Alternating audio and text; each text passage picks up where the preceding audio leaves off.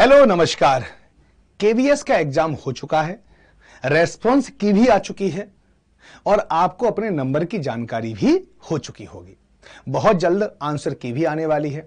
इसके बाद सबसे पहला प्रश्न और आपके मन में जिज्ञासा होगी कि अब हमें इंटरव्यू देना है, तो इंटरव्यू कैसे दें उसके बारे में मैं इस सीरीज को प्रारंभ करने जा रहा हूं। आज ये सीरीज का पहला लेक्चर होगा जहां पर मैं आपको बताऊंगा इंटरव्यू से संबंधित। आज आपको 10 टिप दूंगा, उनको आप अच्छे से तैयार करके जाओगे इंटरव्यू के लिए, क्योंकि मैं खुद 2 बार विभिन्न एग्जाम में इंटरव्यू दे चुका हूं, तो इंटरव्यू से रिलेटेड मुझे बहुत सारी जानकारी है। आइए, इंटरव्यू वास्तव में होता क्या है? यह डोर ऑफ सिलेक्शन होता है। इसमें हमारी सीरीज है डोर ऑफ सिलेक्शन। आज वीडियो नंबर 1 है और जहां मैं आपको देने वाला हूं 10 टिप्स फॉर इंटरव्यू। इंटरव्यू जाते समय इन 10 टिप को आपको याद रख के जाना है, तो आपका इंटरव्यू जबरदस्त होगा, ये गारंटी है। चलिए सबसे पहले देखते हैं पहली टिप्स क्या है।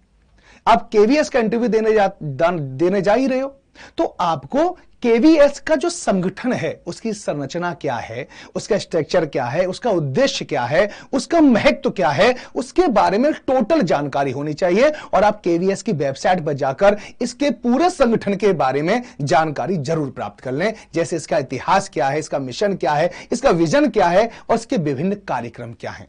और यह मोटो भी आपको याद रखना है, तत्वम पूषणम अपावृषणम। इसका अर्थ भी आपको पता होना चाहिए। टिप्स नंबर 2 है कि शिक्षक के रूप में आपकी योग्यता के बारे में बताएं। आपको अपनी योग्यता के बारे में पता होना चाहिए। इसमें आपकी शैक्षणिक योग्यता, विषय ज्ञान, शिक्षण अनुभव और शिक्षा फिलॉसफी शामिल होती है। तो आपको इन चीजों के बारे में, यानी अपनी शैक्षणिक योग्यता के बारे में, जो आपका विषय है उसका विषय का प्रॉपर आपको ज्ञान भी होना चाहिए, शिक्षण अनुभव के बारे में आपको बताना है, इसके अलावा शिक्षा फिलॉसफी के बारे में, दर्शन के बारे में भी आपको पता होना चाहिए।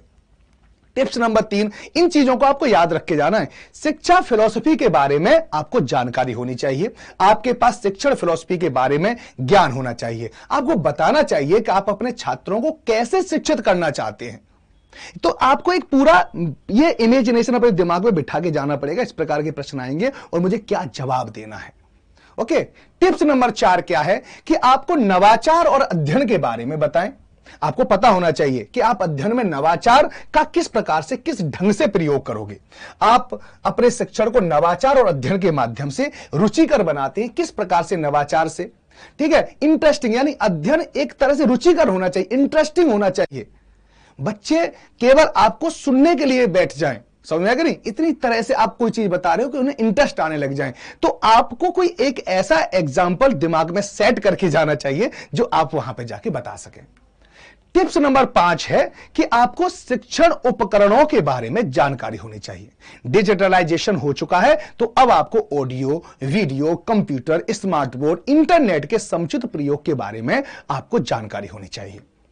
टिप्स नंबर 6 क्या है कि आपसे पूछा जा सकता है कि आप अभिभावक जो आएंगे, गार्जियन जो आएंगे, उनसे किस प्रकार से संवाद करोगे। चलो एक संवाद करके बताओ, ठीक है। वो आपसे कोई प्रश्न पूछेगा तो आपको तैयार करके जाना है कि आपको किस प्रकार से अभिभावकों से बात करनी है, बच्चों के कैसे डीमेरिट्स और मेरिट्स के बारे में अभिभावकों को बताना है, ठीक है।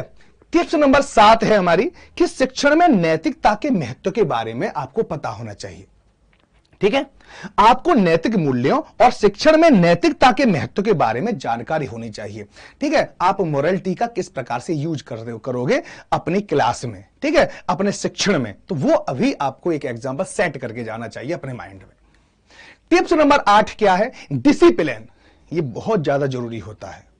अगर क्लास में ये नहीं है तो समझ लो क्लास में आप चाहे कितने भी विद्वान हो, आप अपनी नॉलेज को ट्रांसफर नहीं कर पाओगे बच्चों तक, या बच्चों को सिखा नहीं पाओगे, समझ में आ गई? लर्निंग नहीं करवा पाओगे। तो ये डिसिप्लिन होना बहुत जरूरी है। तो इससे भी प्रश्न बना सकता है, तो आपको पता होना चाहिए अनुशासन और व्यवहार के महत्व के बारे में। आपको अनुशासन और व्यवहार के महत्व के बारे में जानकारी होनी चाहिए और आपको बताना चाहिए कि आप इसे शिक्षण के माध्यम से कैसे समझाते हैं।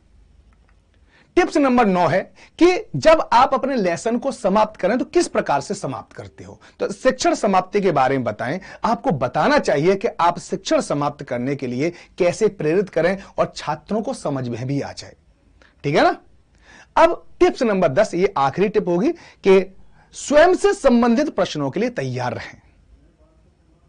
आपसे रिलेटेड कोई भी प्रश्न आपसे पूछा जा सकता है, तो ध्यान रखें आप कहां पर रहते हो, वहां की भी आपको प्रॉपर जानकारी होनी चाहिए। भी प्रश्न पूछ लेता है, ठीक है, आपकी जो हॉबीज वगैरह हैं वहां से भी प्रश्न वो आपसे पूछ सकते हैं। तो आपको स्वयं के बारे में जो कुछ आपने दिया है, जो कुछ आपने जैसे ग्रेजुएशन करी है तो वो के कौन कौन से सब्जेक्ट से करी उसके बारे में थोड़ी थोड़ी जानकारी हो। अपने अगर आपके गांव का कोई ऐतिहासिक महत्व है तो वो पता होना चाहिए, आपकी सिटी का कोई ऐतिहासिक महत्व है तो वो आपको पता होना चाहिए। तो इस प्रकार से आपको पता होना चाहिए आपसे संबंधित जो भी आपसे, ठीक है, संबंधित प्रश्न है उनकी जानकारी आप पहले से करके जाओ और वो प्रश्न आपसे जरूर पूछेंगे। जितने भी मैंने आज आपको टिप्स दी हैं उनके बारे में मैं एक विस्तृत वीडियो जरूर बनाऊंगा, हर एक, जैसे किस प्रकार से इंटरव्यू में बैठें, किस प्रकार से कपड़े पहन के जाएं, कौन से प्रश्न आपसे सबसे ज्यादा पूछे जा सकते हैं। तो डोर टू सिलेक्शन ये हमारी सीरीज का सेकंड वीडियो बहुत जल्दी आएगा। तब तक के लिए बाय बाय, टेक केयर, सब लोग अपना ध्यान रखें। जय हिंद, जय भारत।